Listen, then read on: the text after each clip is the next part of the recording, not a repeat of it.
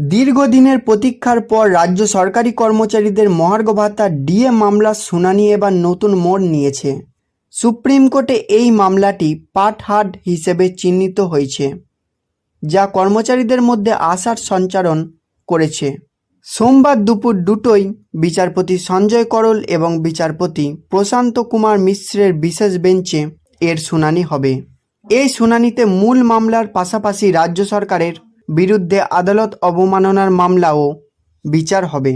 পাটহাট হলো এমন একটি আইনি পরিভাষা যার অর্থ হলো যে বেঞ্চে কোনো মামলার শুনানি শুরু হয়েছে, সেই বেঞ্চেই তার চূড়ান্ত নিষ্পত্তি হবে। বিচারপতিদের রোস্টার বা বেঞ্চের কোনো পরিবর্তন হলেও এই মামলার বিচারক আর বদলাবেন না। বিচারপতি সঞ্জয় করলের অধীনে এই মামলার 11 থেকে 12টি শুনানি আগেই হয়েছে, ফলে তিনি মামলার সমস্ত খুঁটিনাটি সম্পর্কে অবগত। এই কারণে এই মামলাটি দ্রুত নিষ্পত্তির দিকে এগোবে বলে আশা করা হচ্ছে।